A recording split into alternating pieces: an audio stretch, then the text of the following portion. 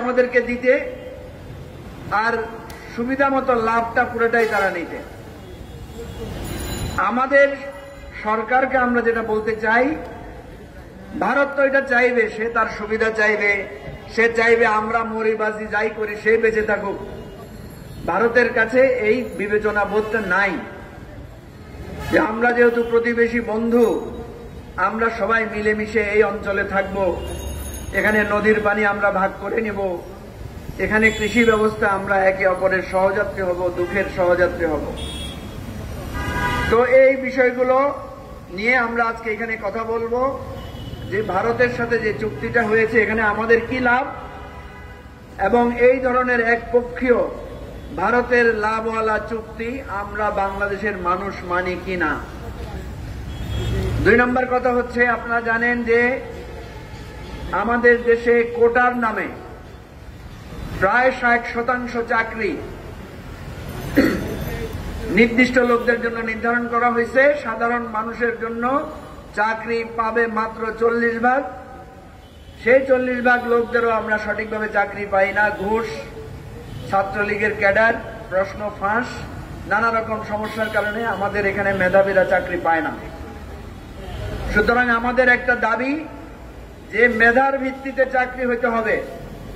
কোন কোটা, অনৈতিক কোন ঘুষ, প্রশ্ন ফাঁস, সরকারি দল, এই সমস্ত বিবেচনায় চাকরি বাকরি হতে পারবে না। চাকরি হইতে হবে মেধার ভিত্তিতে।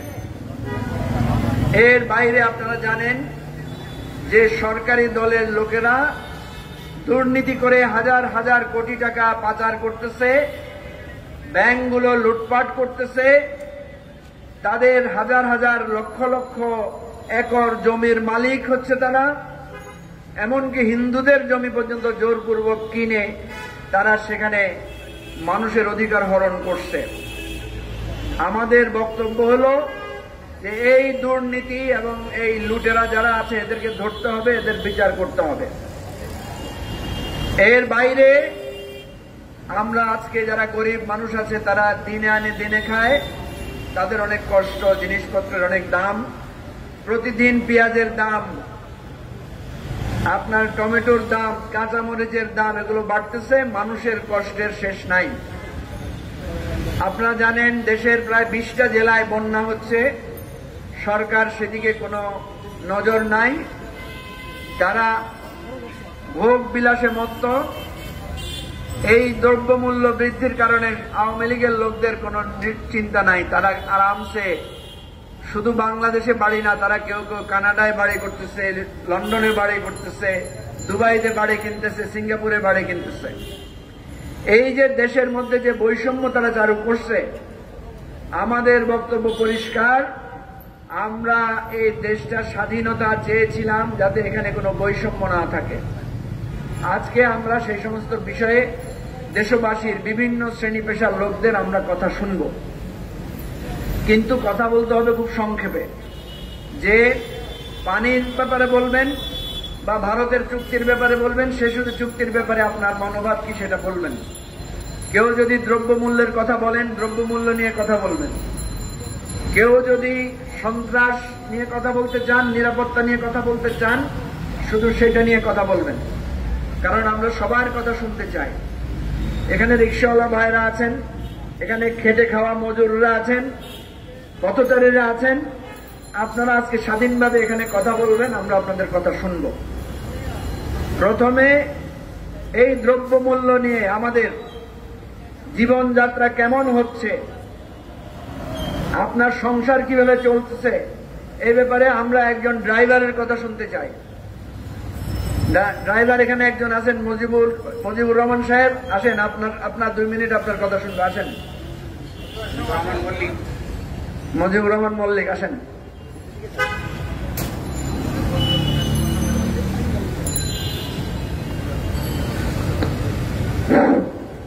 আপনাকে জিজ্ঞেস করি, আপনার মাসিক বেতন কত? মাসিক বেতন কত পান? 18,000 টাকা। 18,000 টাকা পান। আপনার সংসারের সদস্য কয়জন? 4 জন। 4 জন। আপনার ঘর ভাড়া কত? 17,000 টাকা। 17,000 টাকা। তাইলে দেখেন, 4 সন্তান, নিয়ে ওনার বেতন 18,000 টাকা। আর আপনার পরিবারে আর কেউ আছে উপার্জন করে? আমার ওয়াইফ আছে। আপনার স্ত্রী আছে। এই যে দ্রব্যমূল্য এখন যে অবস্থা, এইটা নিয়ে আপনার মতামত কি? আপনার বক্তব্য আমরা শুনতে চাই, 2 মিনিট। এর মতামত আমি বলেন বলেন। এর মতামত প্রথমে মানে সবাই হেসে ফেলেছে যে 18,000 টাকা বেতন, 17,000 টাকা ঘর ভাড়া, এটা নিয়ে। কিন্তু কথা হলো সত্যি যে 18,000 টাকা বেতন, 17,000 টাকা ঘর ভাড়া, কিন্তু থাকি কি থাকে বাচ্চার মা, সে মানে কোচিং করায়, আরবি পড়ায়, 8-10,000 টাকা যাই মাসে ইনকাম করে। ওই নিয়ে মনে করেন যে আমার সংসারে মনে করেন যে কোন রকম বাজারের করার উৎসই মানে ওইটা। সেই জন্য তারপরে এখন মনে করেন যে প্রতি ইয়াতে মানে যে দ্রব্যমূল্য বাড়তেছে, আমি হিমশিম খেয়ে যাচ্ছি। ঠিক আছে, এটা নিয়ে আমার হচ্ছে না। তাহলে এই দ্রব্যমূল্যে লাগানো দ্রব্যমূল্য যে কবে যে মানে এটা কমবে, আমার তো মনে আমি এটা কোনো নির্দিষ্ট কোনো সময় আর আমি পাচ্ছি না। অতএব আমি জনগণের উদ্দেশ্যে মানে বলতে যে আপনারা সবাই মিলে যদি, আমরা সবাই মিলে যদি এটা যদি একটা মানে রাস্তার মধ্যে যদি একটা প্রতিবাদ, একটা যদি আন্দোলনের মধ্যে একটা যদি গড়ে তুলতে পারি, তাহলে নিশ্চয়ই মানে সরকারকে একটা মানে কানের মধ্যে একটা মানে ঢোকানো সম্ভব হবে। এছাড়া মানে আর কোনো উপায় আমি পাচ্ছি না। ঠিক আছে, সেই জন্য মানে আমি সবার কাছে অনুরোধ জানাচ্ছি যে সবাই মিলে আমরা একযোগে মানে আন্দোলন, রাজপথে মানে আন্দোলন করতে হবে। এই বলে আমি সবাইকে আমি সালাম জানিয়ে আমার বক্তব্য শেষ করি। ধন্যবাদ। এইরকম ওনার মতো যে সমস্ত ড্রাইভাররা আছেন, যারা মাসে অল্প আয়ের ভিত্তিতে সংসার চালাচ্ছেন, তাদের কষ্টটা আপনারা সবাই শুনলেন। এখন আমি একজন নারী উদ্যোক্তা আছেন, আমেনা আক্তার বা আমেনা বেগম, ওনাকে বলবো ওনার জীবনের এই যে রাষ্ট্রের যে অবস্থা, আইন শৃঙ্খলার যে অবস্থা, এই বিষয়ে আমি ওনার একটু 2 মিনিটে ওনার শুনানি আমরা নিতে চাই, ওনার শুনানি শুনতে চাই। উনি ওনার পেশার কথা বলবেন, তারপর ওনার বক্তব্য বলবেন সংক্ষেপে। আসসালামু আলাইকুম। আমি পেশায় একজন দর্জি, মহিলাদের কাপড় সেলাই করি। সেক্ষেত্রে আমার একটা ছোটখাটো দোকান আছে। আমার সংসারে টোটাল আমরা 4 জন, তার ভিতরে ইনকাম করি আমি একা, এবং আমার 3টি সন্তান, তার ভিতরে 2 জনই লেখাপড়া করে। এখন জিনিসপত্রের এত দাম হয়েছে যে আমি সেলাই কাজ করে সারাদিনে মজুরি পাই না 500 টাকা, কিন্তু আমার দোকান ভাড়া, ঘর ভাড়া, এই সব কিছু হিসাব করে বাজার করার মতন আর টাকা থাকে না। সেক্ষেত্রে দেখা যাচ্ছে যে বাচ্চাদের লেখাপড়া প্রায় বন্ধের দিকে চলে যাচ্ছে। কারণ কি, বাচ্চারা খাবে না আমি খাবো, নাকি দোকান ভাড়া দিব, না ঘর ভাড়া দিব। আমাদের জিনিসপত্রের দাম যেই হারে বাড়ছে, আমাদের কাজের মজুরি সেই হারে বাড়েনি। এবং দেখা যাচ্ছে যে আমি যেহেতু একজন নারী উদ্যোক্তা, সেই হিসাবে আমি একটা জিনিস বলতেছি যে আমাদের দেশে এখন নারী উদ্যোক্তাদের নিয়ে একটা ব্যবসা শুরু হয়ে গেছে। যে আমাদের উদ্যোক্তাদের মাথা বিক্রি করে করে বড় বড় শিল্প উদ্যোক্তা যারা আছে, শিল্পমন্ত্রী থেকে শুরু করে শিল্প উদ্যোক্তা যারা আছে, তাদের আমাদের মাথা বিক্রি করে খাচ্ছে। আমাদের লাইসেন্স প্লাস আমাদের কাগজপত্র তারা নিয়ে সেটাকে তারা সরকারিভাবে দেখাচ্ছে এবং দেশের বাইরে দেখাচ্ছে যে নারী উদ্যোক্তাদের জন্য আমরা এই করছি, সেই করছি, সেই করছি। মূলত আমাদের নারী উদ্যোক্তাদের জন্য কিছুই করা হচ্ছে না। আমাদের নারী উদ্যোক্তাকে সরকারিভাবে একটা ট্রেনিং করায়, কিন্তু এটাও আমাদের যারা রিয়েল উদ্যোক্তা তারা পাচ্ছে না। পাচ্ছে তেল মাখা কিছু উদ্যোক্তারা, যারা ভালো চলছে, ভালো খাচ্ছে, ভালো পোশাক পরে মেকআপ করে ঘুরতে পারতেছে, এখন তো তারাই সেই ট্রেনিং গুলো পাচ্ছে। তো আমাদের সব জায়গায় চলতেছে দুর্নীতি।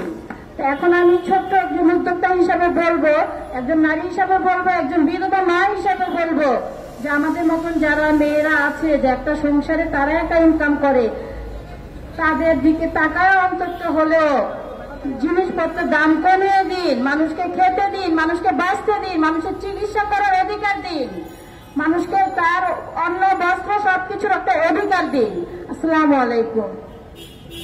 ধন্যবাদ। এই যে আমেনা বেগম, উনি একজন উদ্যোক্তা, কিন্তু ওনার সংকটের কথা উনি বললেন।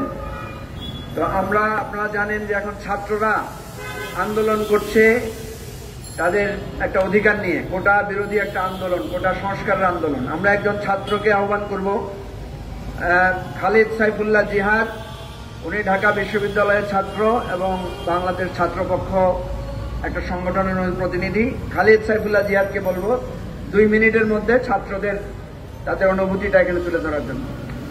যারা বক্তব্য রাখতে চান তারা ডায়াসের কাছে চলে আসেন, ডায়াসের কাছে চলে আসেন, সময় নষ্ট করা যাবে না।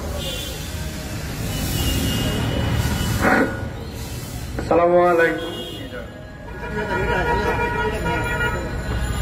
আলাইকুম। আমি মোহাম্মদ খালেদ সাইফুল্লাহ জিহাদ ভূঁইয়া, বাংলাদেশ ছাত্রপক্ষের ঢাকা বিশ্ববিদ্যালয় ইউনিটের সমন্বয়ক। আমরা বর্তমানে কোটা বিরোধী একটা আন্দোলন চালাচ্ছি। সর্বোচ্চ 5% কোটাতে যাতে নামিয়ে আনা হয় এই দাবিতে। আপনারা হয়তো জেনেছেন যে বাংলাদেশের যেসব প্রথম, দ্বিতীয় এবং তৃতীয়, চতুর্থ শ্রেণীর যে চাকরিগুলো আছে সেগুলোতে অলরেডি 56% কোটা বহাল আছে। তো আমরা এর বিরুদ্ধে আন্দোলন করছি এবং আমরা ইতোমধ্যে বাংলা ব্লকের সহ বিভিন্ন কার্যক্রম পরিচালনা করেছি এবং করছি। আর দুঃখের বিষয় হচ্ছে এই যে আজকে কুমিল্লা বিশ্ববিদ্যালয়ে কিছুক্ষণ আগেই পুলিশ আমাদের উপর হামলা চালায়, যার কারণে কুমিল্লা বিশ্ববিদ্যালয়ে 7-8 জন শিক্ষার্থী আহত হয় এবং 2 জন সাংবাদিকও আহত হয়। তো যেভাবে আমাদের এই দেশ অসহযোগিতা পড়ে যাচ্ছে, সেভাবে আমাদের যে ভবিষ্যৎ সেটা অন্ধকারের মুখে পড়ে যাচ্ছে। আমরা চাই যে সরকার এই দেশ এবং যে ক্ষমতাসীন মানুষজন আছে যারা আমলাতন্ত্র, শাসনতন্ত্র শাসন করতেছে, তাদের সবাই যেন আমাদের পক্ষে আসে, মেধার বিকাশ ঘটাতে সাহায্য করে এবং যে কোটা আছে বৈষম্যমূলক 56% কোটা, এই 56% কোটাকে কমিয়ে সর্বোচ্চ 5%-এ আনা হয় এবং এই 5%-এর ভিতরেই অনগ্রসর জাতিগোষ্ঠী এবং অন্যান্য যেসব কোটা বিবেচনায় আনা যায় সেসব কোটা যাতে বিবেচনায় আনে। ধন্যবাদ ছাত্র প্রতিনিধিকে। আপনারা জানেন আমাদের সমাজে একটা পেশা আছে, সিকিউরিটি গার্ড। আমরা যখন রাত্রে আরামে ঘুমাই, নিশ্চিন্তে থাকি, তারা আমাদের ঘর পাহারা দেয়, মার্কেট পাহারা দেয় এবং ছুটিতে যখন আমরা দেশে গ্রামে যাই তারা দায়িত্ব পালন করে। তো সেরকম একজন সিকিউরিটি গার্ড সিরাজুল ইসলাম, উনাকে আমি বলবো যে উনার মনের কথাগুলো 2 মিনিটের মধ্যে আমাদেরকে একটু শোনানোর জন্য। বিসমিল্লাহির রহমানির রহিম। এবিবাদী যারা নেতৃবৃন্দ যারা উপস্থিত আছেন তাদেরকে অসংখ্য অসংখ্য ধন্যবাদ। আর যারা কেন্দ্রীয় এবিবাদী নেতৃবৃন্দ শুরু করে মহানগর থেকে শুরু করে ওয়ার্ড ইউনিট যারা উপস্থিত আছেন সবাইকে ধন্যবাদ। আসলে এনে বলার মতো এনে ভাষা নাই, বুঝছেন। এইখানে বেতন পায় 8 ঘন্টায় 7,000 টাকা ইবিএল ব্যাংকে। তো এইখানে বাজার করতে গেলে আপনার দেখা যাচ্ছে যে 1 কেজি করলা কিনতে গেলে 160 টাকা, 1 কেজি টমেটো কিনতে গেলে লাগে 180 টাকা, পেঁপে কিনতে লাগে আপনার 70 টাকা, মানে যাবতীয় মানে 100-র উপরে যা আছে সব 100-র উপরে, বুঝছেন। তো এইখানে আর কি বলবো, এই সরকার মানে মানে পুলিশ প্রশাসন দিয়া যা বলছে, 7,000 টাকা বেতন পেয়ে কিভাবে সংসার চলে? আদতেও 7,000 টাকা দিয়ে বেতন তুলে আপনার 4,000 টাকা রুম ভাড়া দেওয়া লাগে। এবং কি আপনার আমার ছেলে মেয়ে 3 জন, 2 মেয়ে থাকে আপনার গ্রামের বাড়ি আর 1 ছেলে থাকে এখানে। আমার ওয়াইফ কাজ করে বাসায়। তো এখানে আপনার যে বাজার ওই বাজার হিসাব করে আমাদের সংসার চলে না, এবং কি মনে করেন যে আরো 5-6 হাজার টাকা ঋণ থাকে প্রতি মাসে। আপনার কি এখন ঋণ আছে কোনো? এখন কত ঋণ আছে আপনার? এখন ঋণ আছে আপনার 65,000 টাকার মতো। আমার 65,000 টাকার মতো ঋণ। জি। এই ঋণ কি বাড়তেছে না ঋণ কমার সম্ভাবনা আছে? না, ঋণ বাড়তেছে স্যার, ঋণ তো কমার কোনো রাস্তাই নেই এখানে। জি, খুবই দুঃখজনক। আপনারা দেখলেন একজন নিরাপত্তা রক্ষী, তার জীবনের দুঃখের গল্পটা আমরা শুনলাম। ঠিক আছে, তো আমরা যেটা চাই, ধরো আমি, আপনার নাম কি? সিরাজুল ইসলাম। সিরাজুল ইসলাম। এই যে একটা দুঃখের পরিস্থিতি, এটা তো আপনার একার না, আপনাদের এই সিকিউরিটি গার্ড যারা আছে সবার, তাই না? জি জি জি। আপনাদেরকে সবাইকে ঐক্যবদ্ধ হইতে হবে, একতাবদ্ধ হইতে হবে। এই যে আপনার দাবি 8,000 টাকা বেতনে আপনি চলতে পারেন না। আমরা সবসময় বলেছি একজন শ্রমিকের বেতন ন্যূনতম 20 থেকে 22,000 টাকা হইতে হবে। এই বেতনের জন্য আপনারা কি আন্দোলন করতে রাজি আছেন কিনা, ঐক্যবদ্ধ হইতে রাজি আছেন কিনা? আছি। ঠিক আছে, আমরা অনুরোধ করব যে আপনারা শ্রমিকেরা, এই ধরনের পেশাগত লোকেরা সবাই ঐক্যবদ্ধ হন এবং আপনাদের দাবি তুলে ধরেন। আপনাকে ধন্যবাদ। আচ্ছা, থ্যাংক ইউ। তো আমরা এখন একজন ব্যবসায়ীর কথা শুনব, যারা এই দেশ থেকে কিছু জিনিস রপ্তানি আমদানি এগুলোর সাথে জড়িত আছেন, তারা কিভাবে এই পরিস্থিতিটা ফেস করছেন। কেফায়েত হোসেন তানভীর একজন ব্যবসায়ী আছেন, তরুণ ব্যবসায়ী, উনার কাছ থেকে আমরা একটু উনার অনুভূতি শুনব। আসসালামু আলাইকুম। আসলে আমরা যারা অনেক ধরনের ব্যবসার সাথে, ছোট ছোট ব্যবসার সাথে জড়িত ছিলাম, বিশেষ করে কোভিডের আগ থেকে যখন যারা জড়িত ছিল তাদের অনেকেরই ছোট ব্যবসা ছিল, তারা তো ছোট ছোট এক্সপোর্ট করে বাইরে নিয়ে যেত মালামাল। কিন্তু যখনই এক্সপোর্ট করার জন্য নিয়ম কানুনগুলা সরকার বিভিন্ন পর্যায়ে এসে চেঞ্জ করে দিল, যে পণ্যগুলা সাধারণভাবে ভোক্তা থেকে উৎপাদন হয়ে বাইরে যাচ্ছে সেটাকে এক্সপোর্টের ট্যাক্স বাড়ানো হয়েছে। আবার আমদানি ক্ষেত্রে দেখা যাচ্ছে ছোট ছোট পণ্যগুলো বাংলাদেশে আনার ক্ষেত্রে সুন্দরভাবে আনা যাচ্ছে না। এই ছাড়া সিন্ডিকেট সিস্টেমের মাধ্যমে বড় বড় যারা সিন্ডিকেট আছে তারা যে কোনো পণ্য একসাথে বড় বড় লটে বাইরে থেকে নিয়ে এসে অল্প দামে বাজারে বিক্রি করে দিচ্ছে। সেক্ষেত্রে আমরা যারা ছোট ছোট ব্যবসায়ী, যারা ছোট ছোট উদ্যোক্তা হয়ে বাইরে এক্সপোর্ট করার পরিকল্পনা করি, ইনভেস্ট করি টাকা, তারা আসলেই ক্ষতিগ্রস্ত হই। এর মূল কারণ হচ্ছে এই সিস্টেমটাতে আসলেই সুন্দর করে সাজানো নেই। আমরা যারা ছোট আকারে ব্যবসা হওয়ার জন্য যেই পরিকল্পনা করি বাইরের দেশে, এদেরকে নিয়ে প্রতিনিয়ত সরকারি পক্ষ থেকে পরিকল্পনা এবং কিভাবে তারা সফল হবে এটা নিয়ে শিক্ষা দেওয়া হয়। কিন্তু বর্তমান সরকার শুধুমাত্র তাদের দলীয় কর্মীদেরকে কিভাবে লাভবান করবে সেটা নিয়ে তারা ব্যস্ত। সাধারণ ব্যবসায়ী এবং সাধারণ জনগণ নিয়ে তাদের করে উদ্যোগ নেই। সুতরাং আমি মনে করি এই সরকারের আসলে উদ্দেশ্য হচ্ছে এই দেশটাকে আসলেই ধ্বংস করা দিবে, এবং আমাদের যে কথা আসছে যে পার্শ্ববর্তী দেশকে তারা সাপোর্ট করে এবং সবকিছু দিয়ে দেয়, এরকম শুধু এই ক্ষেত্রে না, সর্বক্ষেত্রেই তারা দেশটাকে লুটেপুটে খাচ্ছে।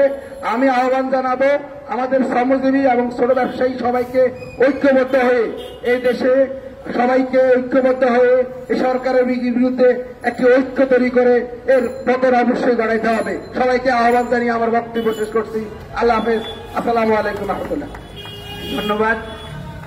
আমাদের এখানে একজন নারী প্রতিনিধি আছেন, যিনি নিজে অনেক কষ্ট করে তার সংসার চালান এবং রীতিমতো একটা সংগ্রামী জীবন।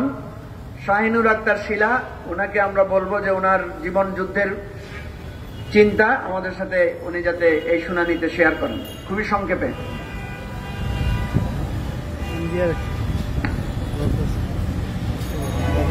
আসসালামু আলাইকুম, ধন্যবাদ।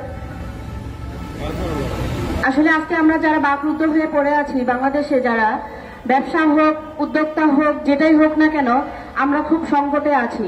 সেই সংকটের মধ্য দিয়ে জীবনযাপন করা আমাদের জন্য খুব কঠিন হয়ে পড়েছে।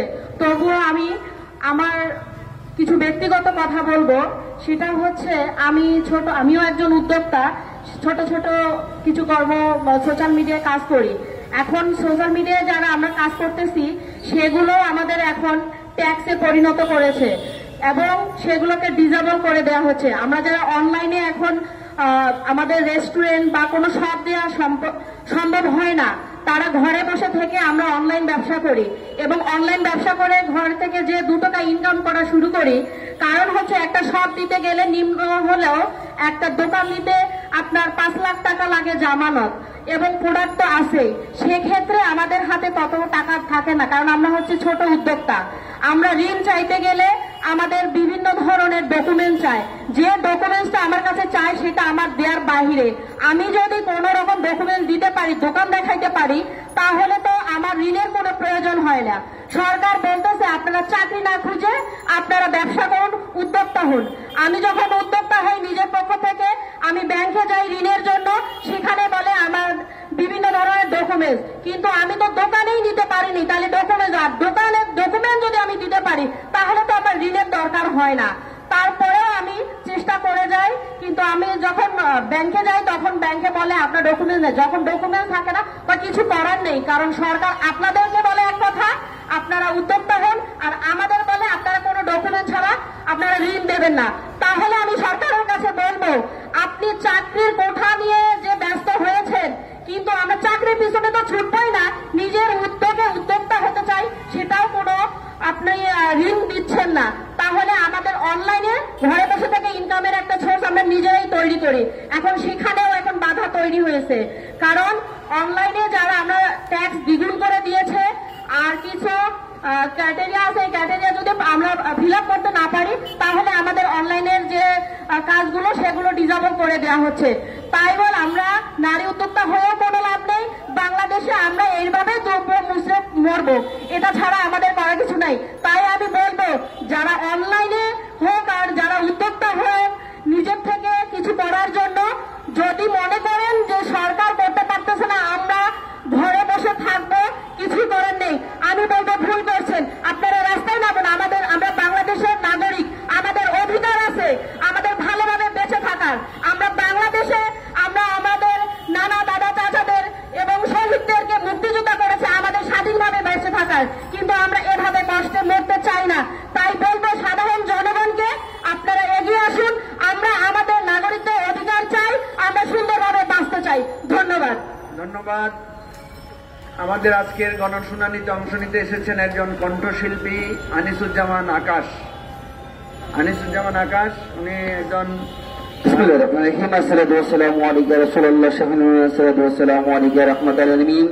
আমি এই বাংলাদেশে কোটা বিরোধী আন্দোলনে আমার বাঙালি জাতিকে ঐক্যবদ্ধ হওয়ার জন্য আমরা ঢাকা মহাসড়ক সকল বাংলাদেশ লাগলে অচল করে আমরা আন্দোলন করব, যে মেধাবীরা চাকরি পাবেন এটা আমরা চাই।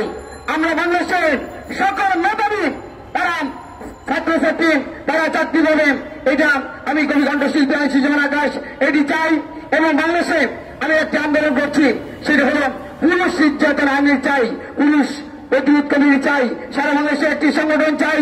নারীদের মাধ্যমে যে কোনো পুরুষ নির্যাতিত হলেন সেই নারীকে অ্যারেস্ট করতে হলেন। সাবেক রাষ্ট্রপতি হামিদ সাহেব তিনি বলেছেন বাংলাদেশের সংসদে, আমি বলছি কবি কণ্ঠশিল্পী আনিসুজ্জামান আকাশ, এই বাংলাদেশের রাজপথে যে নারী ব্ল্যাকমেল করেন, প্রতারণা করেন, স্বামী রেখেন অন্য পুরুষ নেন, পরকিয়া করেন, স্বামীর বিরুদ্ধে মামলা দিয়ে অন্য পুরুষ নেন, পরকিয়া করেন, স্বামী বিরুদ্ধে গিয়েছেন অন্য পুরুষ নেন, পরকিয়া করেন, প্রমাণ হলেন, সেই নারীর বিরুদ্ধে পুরুষ দর্শন মামলা চলবে। সমস্ত বাংলাদেশের নারীদেরকে বাজিদের মাধ্যমে সতীর্থ কুমারিত্ব ডিএনএস মাধ্যমে বাংলাদেশের বিবাহ চালু করতে হলেন। বাংলাদেশের প্রধানমন্ত্রী শেখ হাসিনা নারী তাই নারী নির্যাতন আইন সই করেছেন, পুরুষ নির্যাতন আইন সই না করলেন এই বাংলার জন্য প্রধানমন্ত্রী আর থাকতে পারবে না। ক্ষমতায় আমরা বাংলাদেশের সকল পুরুষ রাজপথে নেমেছি, প্রধানমন্ত্রী শেখ হাসিনা পদত্যাগ পর্যন্ত আন্দোলন চলছেই চলবেই। আমি তো দেখলাম আপনি কণ্ঠশিল্পী না বজ্র কণ্ঠের বক্তা। যাই হোক, আমাদের মাঝে একজন দৃষ্টি প্রতিবন্ধী তরুণ উদ্যোক্তা আছেন মিস্টার জাহাঙ্গীর। আমি ওনাকে বলবো যে ওনার অনুভূতি 2 মিনিটের মধ্যে শেয়ার করা। আসসালামু আলাইকুম, আমি মোহাম্মদ জাহাঙ্গীর হোসেন বলছিলাম কুষ্টিয়া থেকে আগত। আমি একজন দৃষ্টি প্রতিবন্ধী, হয়তো আমাকে দেখে আপনারা কেউ বুঝতে পারবেন না, আমার চোখের অবস্থা আমার কোনো দিক থেকেই বোঝা যায় না আমি দৃষ্টি প্রতিবন্ধী। আসলে আমরা যেই কথাটা বলতে চাচ্ছি, আজকে আমাদেরকে উদ্যোক্তা বানানোর পিছিয়ে আমাদের সরকার অনেক কিছু বলে থাকে। আসলে কি আমি সেইগুলো কোনো কিছু পেয়েছি? আমি যেখানেই যাই সেই জায়গাটাই থেকে অবহেলা এবং নির্যাতন ছাড়া কিছু নিয়ে আসতে পারি নাই। আমার ব্যবসা ক্ষেত্রে আমি একজন কাপড়ের ব্যবসায়ী, আমি কাপড় আমার এই চোখের দৃষ্টি দিয়েই আমি কাপড়কে বেছে আমি এই কাপড়কে নিয়ে এসে মানুষের মাঝে বিক্রি করি। সেই বিক্রি করতে যেয়ে আমি অর্থের কাছে হার মেনে গিয়েছি। প্রতিবার আমি অর্থের কাছে হার মেনে যাই, আমি প্রতিটা জায়গায় ঋণের জন্য যাই, আমি উদ্যোক্তা ব্যাংকের কাছে গিয়েছি, সেই জায়গা থেকে আমাকে লাঞ্ছিত করা হয়েছে। আমাকে দেখাতে বলে আমার কোন প্রজেক্ট আছে, আমাকে কিসের উপরে ঋণ দিবে। আসলে কথা তো সেইটা ছিল না। কথা ছিল আমাদেরকে উদ্যোক্তা হওয়ার পিছে সরকার আমাদের হাতকে শক্তিশালী করবে। আজকে সেই জায়গাটা আমরা শক্তিশালী কখনো পেরে উঠি নাই। আমি তাই সবাইকে বলতে চাই, আমরাও প্রতিবন্ধী, আমরা কর্ম করে খেতে যাচ্ছি, আমাদের পাশে সরকারকে যেন পাই, সরকার যেন আমাদের পাশে থেকে আমাদের কর্মস্থানকে যেন বাড়িয়ে দেয়, আমরা যেন স্বল্প আয়ের যে ঋণগুলো পাই সেই ঋণগুলো যেন আমাদের মাঝে দেওয়া হয়। আমি তাই আমার বক্তব্য বেশি বাড়াতে না চেয়ে এই পর্যন্ত শেষ করলাম। ধন্যবাদ সবাইকে। আসসালামু আলাইকুম। ধন্যবাদ। আমরা আরেকজন ছাত্র প্রতিনিধির বক্তব্য শুনব, খালিদ হাসান প্রান্ত।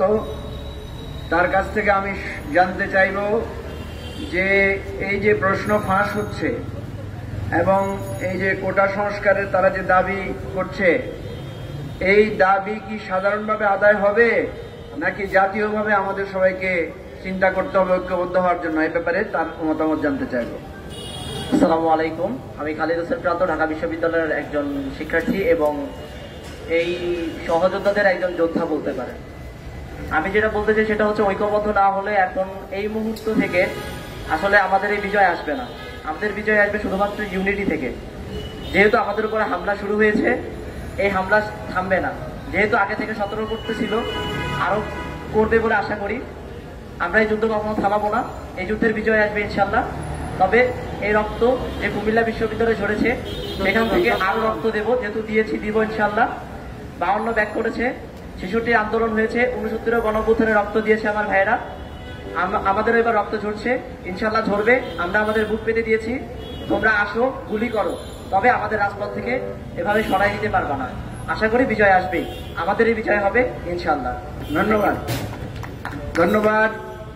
এখন আমরা অনুভূতি এবং প্রত্যয় ব্যক্ত করে শুনানিতে অংশ নেওয়ার জন্য অনুরোধ করছি একজন বেসরকারি চাকরিজীবী আব্দুল হালিম নান্নুকে। আব্দুল হালিম নান্নু, উনি একজন বেসরকারি কর্মজীবী, তার বক্তব্য 2 মিনিট। বিসমিল্লাহির রহমানির রহিম। আজকে এই গণ শুনানির সম্মানিত সভাপতি এবং বিশেষ অতিথি, সাংবাদিক প্রিয় ভাইরা, সবাইকে আমার সালাম, আসসালামু আলাইকুম। আপনারা জানেন, বর্তমান বেসরকারি সেক্টরে যারা চাকরি করছেন, যারা কমিশন ভিত্তিক কাজ করছেন, অলরেডি অনেক বন্ধ হবার পথে। কারণ আমরা যদি গাজীপুরের দিকে তাকাই, নারায়ণগঞ্জের দিকে তাকাই, চট্টগ্রামের দিকে তাকাই, অসংখ্য মিল ফ্যাক্টরি বন্ধ হয়ে যাচ্ছে, বেকার হয়ে যাচ্ছে লক্ষ লক্ষ শ্রমিক জনতা, ধ্বংস হয়ে যাচ্ছে তাদের পরিবার, তাদের কোনো শিক্ষার ব্যবস্থা নাই, তাদের কোনো চিকিৎসার ব্যবস্থা নাই। তারা আস্তে আস্তে কি হচ্ছে, ঋণে ক্ষতিগ্রস্ত হয়ে যাচ্ছে। তারা কি হচ্ছে, এনজিও থেকে বিভিন্ন অল্প টাকা লোন নিয়ে তারা পারিবারিক ভাবে সংসার চালাচ্ছে। এটাই কি জীবন? এর জন্য কি এদেশের মানুষ 1971 সালে যুদ্ধ করেছিল? তা না। 1971 সালের পরে যেমন মালয়েশিয়া, সিঙ্গাপুর স্বাধীন পেয়েছে, তারা আজকে উন্নত রাষ্ট্র, উন্নত দেশ। আজকে বাংলাদেশের কি অবস্থা? এদেশে আজিজ, মতিউর এবং বেনজিরের মতো লোক সৃষ্টি হয়েছে। আর যেন ভবিষ্যতে এইরকম কুকুর, এইরকম মানুষ বাংলাদেশে জন্ম না নিতে পারে, আমরা সেই আশাবাদ ব্যক্ত করে আমার বক্তব্য শেষ করছি। আমার স্বপ্ন, আমার দেশ, এভরিবডির বাংলাদেশ। ধন্যবাদ। এবারে আমি বেকার যুবকদের পক্ষ থেকে সিলেট শাহজালাল বিশ্ববিদ্যালয় থেকে পাশ করা একজন বেকার যুবক রিপন মাহমুদকে বলবো তার বক্তব্য রাখার জন্য। 2 মিনিট। বাংলা ট্রাইবুনের একটা পত্রিকা রিপোর্ট অনুযায়ী আমরা দেখেছি 25,90,000 বেকার, যারা কোনো কাজকর্মের সাথে নাই। 25,90,000, তার মধ্যে আমি একজন। যে কোনো উদ্যোক্তা হব, উদ্যোক্তা হতে গেলে আপনাকে ঘুষ দিতে হবে, আপনাকে বিভিন্ন সেক্টর থেকে বিভিন্ন আইন পাস করতে হবে। অর্থাৎ বাংলাদেশে একজন শিক্ষিত তরুণের জন্য কাজ করার কোনো সুযোগ নাই। সরকার বেকারদেরকে সবসময় লাঞ্ছিত করে, তাদের সামনে কোনো সুযোগ দিতে চায় না। আজকে দেখুন, বেকারদের তো কিছু দিচ্ছে না, বরঞ্চ বাংলাদেশের সবকিছু আজকে প্রতিবেশী রাষ্ট্রকে দিচ্ছে। আজকে করিডোর নামে ভারতকে যে রেল লাইন দিচ্ছে, সকল চুক্তিগুলো তারা আজকে ভারতের হাতে তুলে দিচ্ছে। আমার তো মাঝে মাঝে ভয় হয় যে আমরা যারা তরুণ আছি আমাদের তো কিছু দিচ্ছে না, গ্রামে যারা ভাতা পায়, প্রতিবন্ধী ভাতা পায়, বৃদ্ধ ভাতা পায়, এক সময় না জানি এই আওয়ামী লীগ সরকার আমাদের বৃদ্ধ ভাতা, প্রতিবন্ধী ভাতা না জানি এই ভারতকে দিয়ে দেয়। আপনারা জানেন যে আমরা 2018 সালে কোটা আন্দোলন করেছিলাম যে এই চাকরিতে বৈষম্য দূর করে যেন সকলের জন্য সমান সুযোগ সৃষ্টি করা, কিন্তু কি করেছে 18 সালে সেটা আবার ফিরিয়ে এনেছে, প্রশ্নপত্র ফাঁস করছে। সেখানে চাকরি করতে একজন তরুণকে টাকা পয়সা দিতে হচ্ছে, মামা খালু লাগে, তার লবিং লাগে, তাহলে একজন শিক্ষিত তরুণ কোথায় যাবে? এর মধ্যে আবার দেখেন বাংলাদেশের শিক্ষা ব্যবস্থা কোথায় নিয়ে গেছে, প্রাইমারি সেক্টর থেকে শুরু করে আজকে বিশ্ববিদ্যালয় পর্যন্ত এত বিশ্ববিদ্যালয় তৈরি করেছে। এত বিশ্ববিদ্যালয় তৈরি করে আপনি তো এই যে শিক্ষক তৈরি মানে শিক্ষকদের চাকরি দিচ্ছেন আর বেকার তৈরি করছেন। তা আমি মনে করি যে ভারতকে এত কিছু না দিয়ে বাংলাদেশের তরুণ প্রজন্মকে দেন, বেকারদেরকে দেন, তাহলে বাংলাদেশ সামনে থেকে এগিয়ে যাবে ইনশাল্লাহ। ধন্যবাদ সবাইকে। ধন্যবাদ। একজন সমাজকর্মী আছেন আমাদের মাঝে, তার শুনানি আমরা নিব। সাইদুজ্জামান বাপ্পা সমাজকর্মী, উনি 2 মিনিট ওনার বক্তব্য রাখবেন। আসসালামু আলাইকুম সবাইকে। আমি এখানে বক্তব্য দিতে আসিনি, শুধু একটা ছোট্ট ঘটনা শেয়ার করতে এসেছি। গত শুক্রবার আমি এক রাস্তা দিয়ে হেঁটে যাওয়ার সময় এক ভদ্রমহিলাকে দেখছি, তার ছেলেকে 40 টাকা দিয়ে বলছে যে আধা কেজি আলু এনে দাও।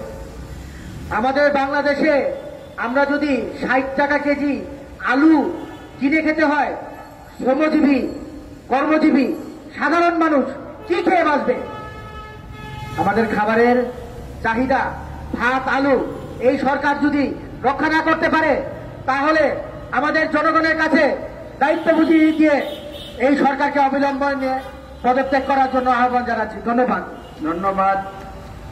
এখন আজকের এই গণশুনানিতে আমি অত্যন্ত সংক্ষেপে একজন তরুণ রাজনীতিবিদ হিসেবে, তরুণদের যুব সমাজের কণ্ঠস্বর হিসেবে, প্রতিনিধি হিসেবে বক্তব্য রাখার জন্য অনুরোধ করছি শাহাদাতুল্লাহ টুটুল, এবি যুব পার্টির আহ্বায়ক। শাহাদাতুল্লাহ টুটুল। আজকের এই গণশুনানিতে উপস্থিত এবি পার্টির নেতৃবৃন্দ, শুনানিতে অংশগ্রহণকারী নারী, যুবক, ব্যবসায়ী, বিভিন্ন পেশার মানুষজন এবং সামনে সাংবাদিক বন্ধুরা, প্রিয় দেশবাসী, আজকে গণশুনানিতে যদি আমরা সত্যিকার অর্থে গণশুনানি করতে চাই, তাহলে হাজারো লাখো মানুষের কথা আমাদেরকে শুনতে হবে। ঘন্টার পর ঘন্টা, দিনের পর দিন, সপ্তাহ মাস পেরিয়ে বছর পার হলেও এই শুনানি শেষ হবে না। বর্তমান সরকার দেশকে এমন এক পর্যায়ে উপনীত করেছেন যে দেশের 17 কোটি মানুষ আজকে শুনানিতে অংশগ্রহণ করার জন্য তৈরি হয়ে আছে।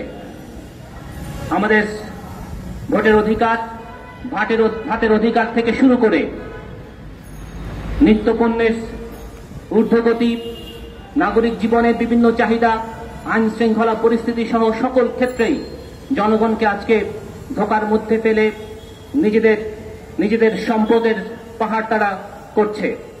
আমরা পত্রিকায় দেখছি একের পর এক রাঘব বোয়ালদের ছবি ভেসে উঠছে। আজকে ফেসবুকে আমার এক বন্ধু পোস্ট দিয়েছেন যে আপনার সন্তানকে ড্রাইভার করান, ড্রাইভার শিখান তাকে সরকারি অফিসে, যাতে সে ড্রাইভার হতে পারে। যারা প্রকৃতপক্ষে ড্রাইভার, তাদের আজকে করুণ জীবনী আমরা শুনেছি, তাদের আয় আর ব্যয়ের পার্থক্য আমরা দেখেছি। কিন্তু যারা সরকারি চাকরি নিয়ে কোটি কোটি, হাজার হাজার কোটি টাকা কামাই করছেন, একজন ড্রাইভার, একজন অফিসের পিয়ন, একজন অফিস সহকারী, একজন ড্রাইভার এবং পিয়নের যদি অবস্থা এই হয়, তাহলে সেই অফিসের শীর্ষ কর্মকর্তাদের কি হয়?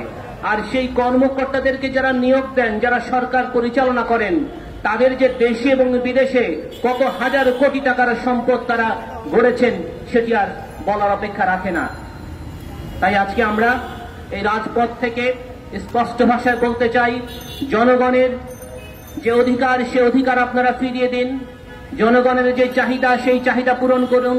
নগর জীবনের যে সমস্যাগুলো রয়েছে, নাগরিক হিসেবে একজন মানুষের যেই অধিকার রয়েছে সেগুলো নিশ্চিত করুন। এই অধিকার নিশ্চিত আপনারা করতে পারবেন না বলেই আজকে আমরা রাজপথে নেমেছি।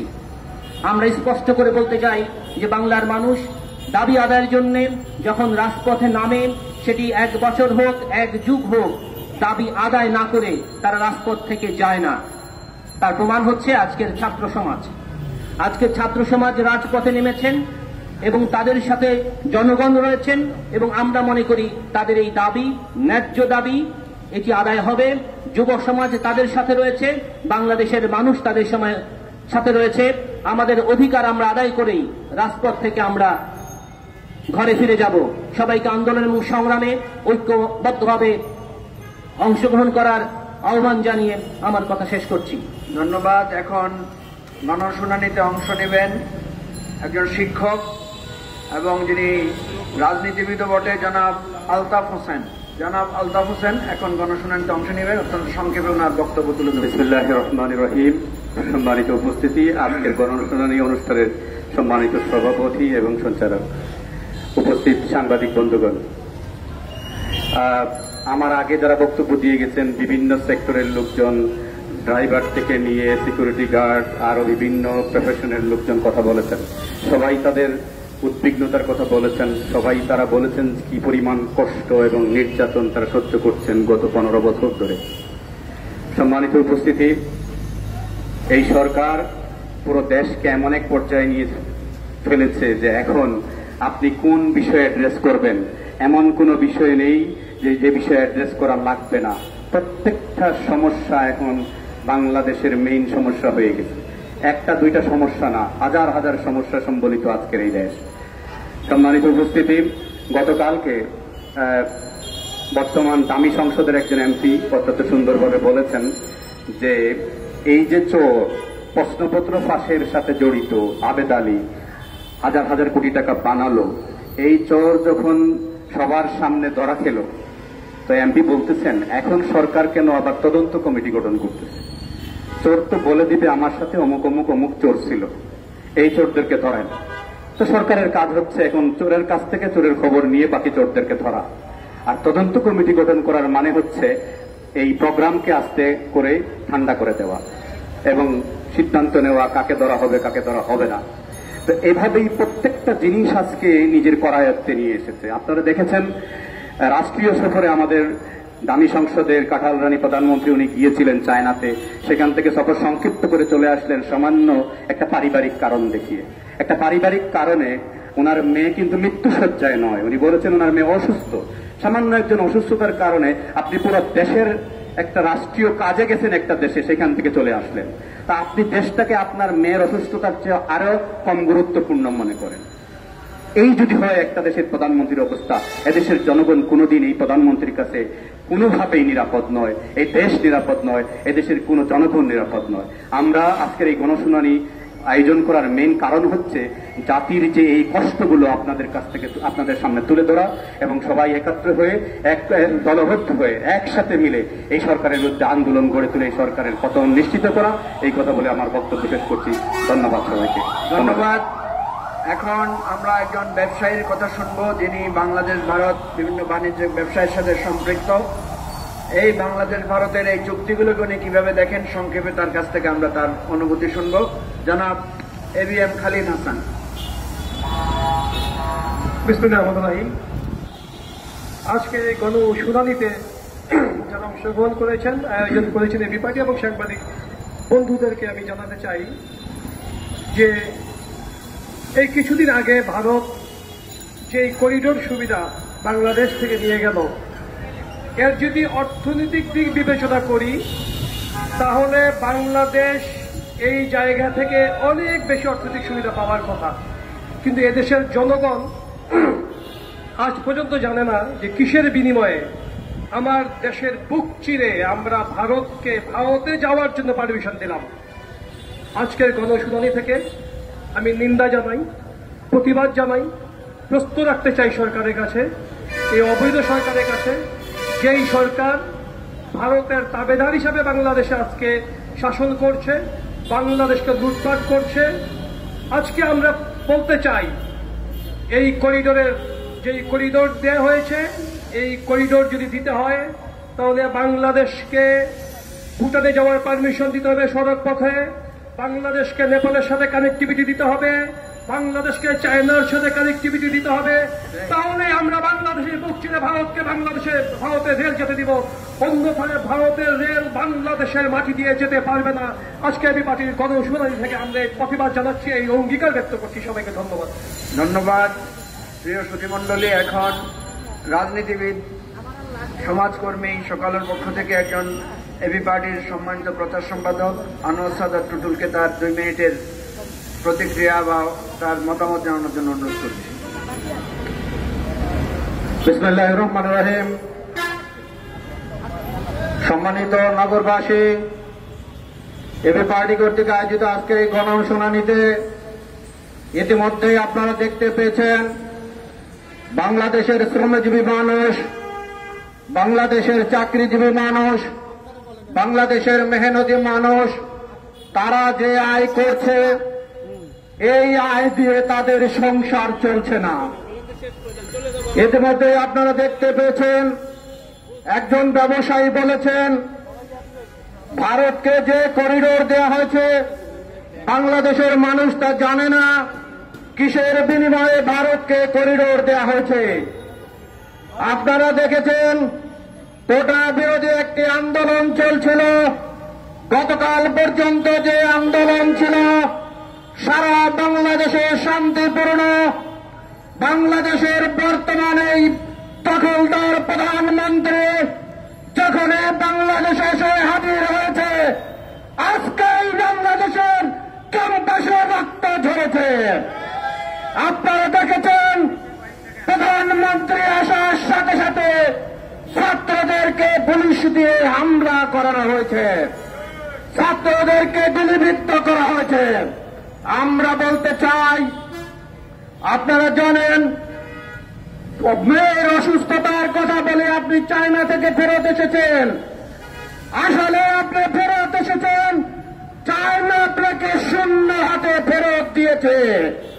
যে রাগ আপনি পুষে রাখতে না পারে বাংলাদেশের জনগণের উপর আপনি হামলা করছেন। আমরা বলতে চাই, নিপীড়ন করে, নির্যাতন করে, ছাত্রদের উপর গুলি চালিয়ে ক্ষমতার মাস্টার টিকিয়ে রাখতে পারবেন না। আপনাদেরকে বলতে চাই, অবিলম্বে ক্ষমতার থেকে পদত্যাগ করুন, বাংলাদেশের মানুষকে নির্বিঘ্নে জীবনযাপন করার সুযোগ দিন। ধন্যবাদ। আল্লাহ হাফেজ। বাংলাদেশ জিন্দাবাদ। আমার বাংলাদেশ পার্টি জিন্দাবাদ। ধন্যবাদ। এখন খুবই সংক্ষেপে মতামত জানাবেন আইনজীবীদের পক্ষ থেকে অ্যাডভোকেট আব্দুল্লাহ আল মামুন রানা, সুপ্রিম কোর্টের একজন আইনজীবী। ওনাকে 1 মিনিটে ওনার মতামত জানানোর জন্য অনুরোধ করছি।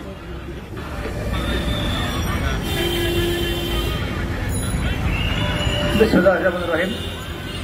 আমি বক্তব্য শুরুতেই কোটা আন্দোলনে কুমিল্লায় আহত ছাত্র ভাইদের প্রতি সহমর্মিতা জ্ঞাপন করছি, তাদের দ্রুত আরোগ্য কামনা করছি এবং দোষী পুলিশ সদস্যদের অবিলম্বে বিচারের আওতায় এনে দৃষ্টান্তমূলক শাস্তি দাবি করছি। সুপ্রিয় দর্শক মণ্ডলী, আজকের এই গণশুনানিতে আমাদের মডারেটর বলেছেন যে কোনো একটি বিষয়ে কথা বলার জন্য। আমি কোটার বিষয়ে যে কথাটা বলতে চাচ্ছি যে কোটা যুগে যুগে মানুষের ভিতরে মানুষের বৈষম্য সৃষ্টি করার জন্য ছিল। ব্রিটিশ আমলে জমিদারদের সাথে প্রজার বৈষম্য ছিল, পাকিস্তান আমলে পূর্ব পাকিস্তান পশ্চিম পাকিস্তানের বৈষম্য ছিল। এরপর স্বাধীনতার পর থেকে এই চেতনার নামে মানুষের বিভাজন তৈরি করা হয়েছে, যেটা আমাদের মুক্তিযুদ্ধের চেতনা পরিপন্থী, আমাদের মুক্তিযোদ্ধার মূলনীতি এবং মুক্তিযুদ্ধের ঘোষণার পরিপন্থী।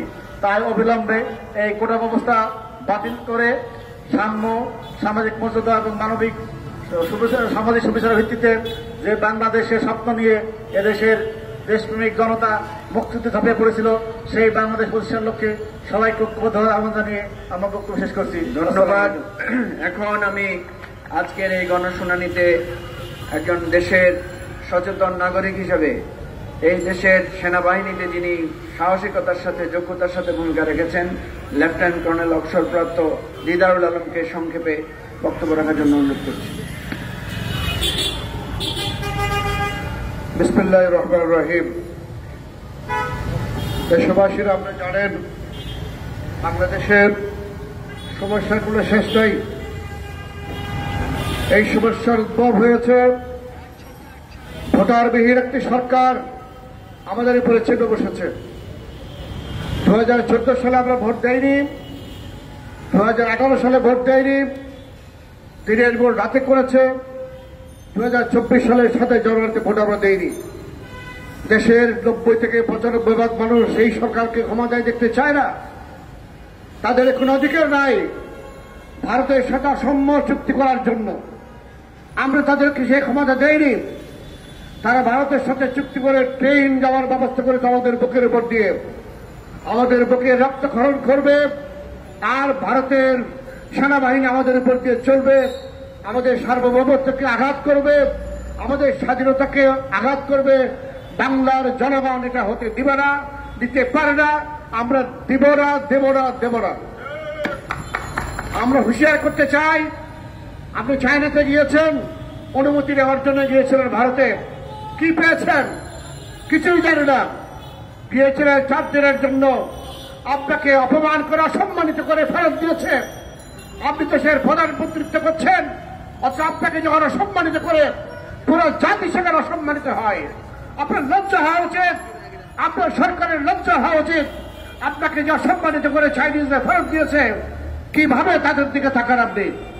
আপনার কোনো বন্ধু নাই, বিদেশি কোনো বন্ধু নাই, বিদেশি কোনো সহযোগী নাই, দেশের ভিতরেও নাই, দেশের বাইরেও নাই। জনগণকে সাথে নিয়ে আমরা বলতে চাই, আপনি স্টেপ ডাউন করুন, ক্ষমতা ছেড়ে জনতার কাতারে আসুন, মানুষকে ভোট দেওয়ার সুযোগ করে দিন। যদি দেশের মধ্যে একটা সুষ্ঠু সুন্দর নির্বাচনের মাধ্যমে সরকার গঠিত হয়, তাহলে আমরা মনে করি বাংলাদেশ সুন্দর করে এগিয়ে যাবে। 400 থেকে 500 বিলিয়ন ডলারের ইকোনমি, সেই লাভ যা হয়, আপনি আমরা আত্মীয় স্বজন মিলে সবগুলোকে বিদেশে পাচার করছেন। এদেশের খেটে খাওয়া মানুষ তাদের সংসার চালাতে পারছে না। এইভাবে হতে পারে না, হতে দেওয়া যায় না। জনগণকে আমরা সঙ্গে নিয়ে এর আন্দোলন করে তুলব, আপনাদের সহযোগিতা চাই। ধন্যবাদ সবাইকে। আসসালামু আলাইকুম। সুধীমণ্ডলী, আজকের এই গণশুনানিতে আমরা এতক্ষণ পর্যন্ত যাদের কথা শুনেছি, বক্তব্য শুনেছি, সবকিছু মিলিয়ে এবি পার্টির পক্ষ থেকে এখন এই গণশুনানিতে গুরুত্বপূর্ণ বক্তব্য রাখছেন এবি পার্টির সম্মানিত যুগ্ম সদস্য সচিব ব্যারিস্টার আসাদুজ্জামান ফুয়াদ। বক্তব্য রাখছেন ব্যারিস্টার আসাদুজ্জামান ফুয়াদ।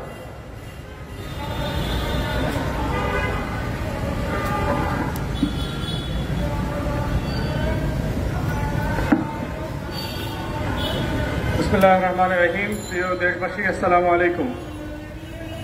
আপনারা শুনতে পাচ্ছেন আমাদের পাশেই শ্রম ভবন আছে, সেখানে আজকেও আমাদের অনেক শ্রমিক ভাই বোনরা আসছেন, সারাদিন স্লোগান দিচ্ছেন।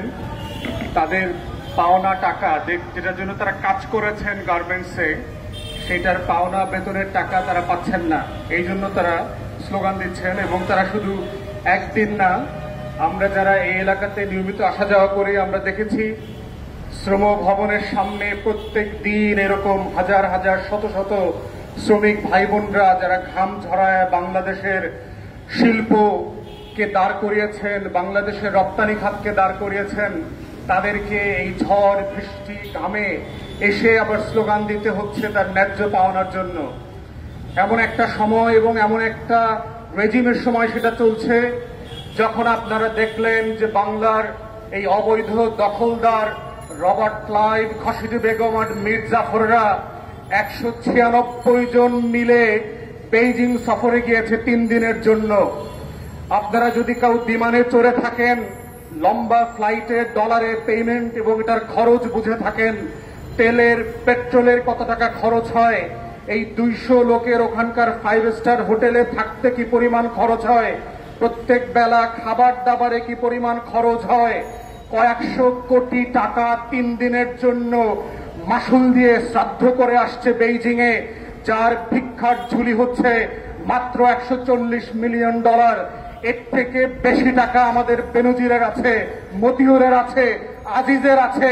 ওই রাঘব বোয়ালরা যারা 196 জনের মধ্যে ছিল, ওদের প্রত্যেকের এর থেকে বেশি টাকা ছিল। কিন্তু আমার শ্রমিক ভাই বোনরা যখন আজকে বেতনের জন্য আন্দোলন করছেন, গলা ফাটায় চিৎকার করছেন, ঘরে খাবার নাই, ওষুধ কেনার টাকা নাই, বাসা ভাড়ার টাকা জমে গেছে, ঋণের পর ঋণ জমতে জমতে আজকে আর বকেয়া দেওয়ার মতো অবস্থা নাই। গতকালকে দেখলাম শিশু সন্তানকে হত্যা করেছে খাবারের জন্য অভাবের দায়ে।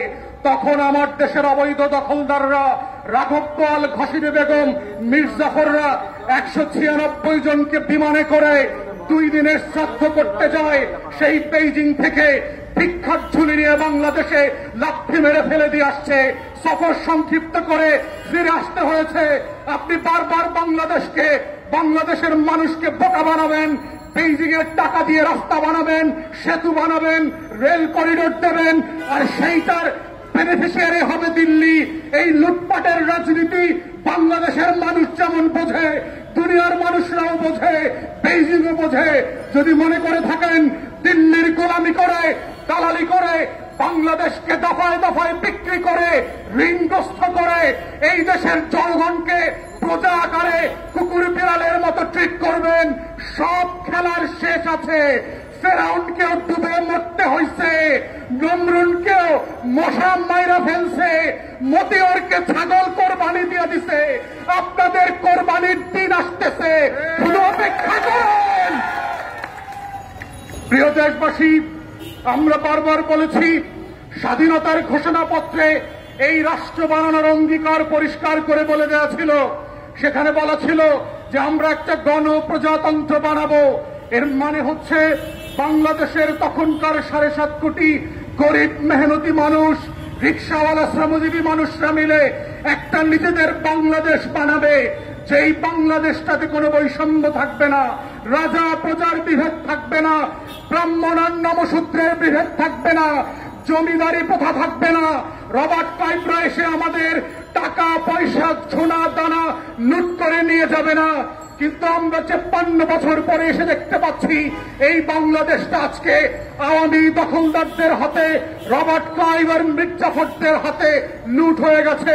আমার সম্পদ আজকে আওয়ামী ব্যবসায়ী যারা আছে, এসালম, জগৎ শেখ, উমি চাহাদার, সামিট গ্রুপের রায়দুল্লভদের মতো, দরবেশ বাবাদের মতো শুধু দেশ থেকে লুট হয়ে যাচ্ছে না, বাংলাদেশের ব্যাংকগুলো থেকে লুট হয়ে যাচ্ছে।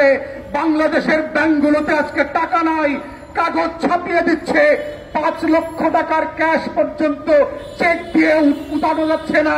সেই বাংলাদেশকে আজকে লুটেরার রাজ্যে পরিণত করেছে।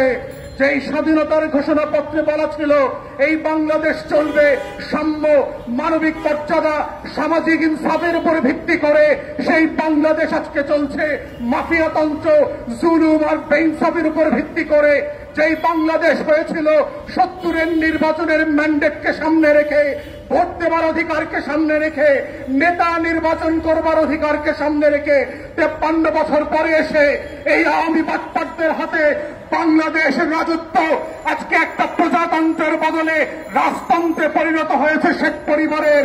আমরা বারবার বলছি, আইয়ুব খান রাজতন্ত্র আমরা মানি নাই, ইয়াহিয়া খানের রাজতন্ত্র আমরা মানি নাই, শেখ পরিবারের রাজতন্ত্র মানি না, মানছি না এবং মানব না। বাংলাদেশের লড়াইটা ছিল গণতন্ত্র কায়েমের লড়াই, অধিকারের ভিত্তিতে নতুন বাংলাদেশ গড়বার লড়াই, যেখানে রিক্সা চালক, সিএনজি ড্রাইভার থেকে শুরু করে কুলি, কুমার, মেঠে, মজুর, কৃষকরা একই অধিকার নিয়ে এই দেশে বড় হবে। কিন্তু আমরা দেখতে পাচ্ছি আমাদের প্রান্তিক জনগোষ্ঠীর ছেলে মেয়েরা যখন কোটার বিরুদ্ধে পাবলিক বিশ্ববিদ্যালয়গুলোতে আন্দোলন করছে, তখন আজকে মাত্র আমরা দেখলাম বরিশালে, কুমিল্লাতে, চট্টগ্রামে, ইভেন শাহবাগে আজকে পুলিশের সাজুয়া গান দিয়ে আমার দেশের তরুণ তরুণী শিক্ষার্থীদের উপরে গুলিবর্ষণ করা হচ্ছে, লাঠিচার্জ করা হচ্ছে। এটা পাঞ্জাবের আমল না, পাকিস্তানিদের হাতে আমরা বন্দী না, এটা 190 বছরের জমিদারি শাসন না।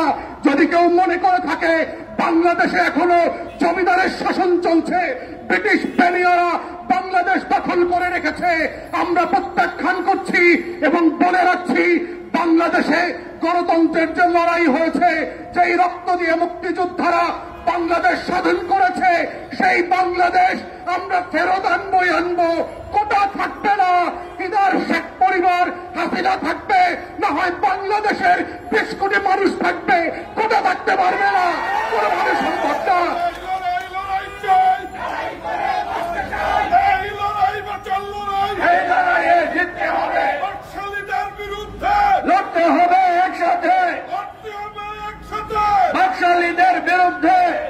আমরা বারবার বলেছি বৈষম্যের যে কোটা, সেই কোটা প্রথা বাতিল করতে হবে।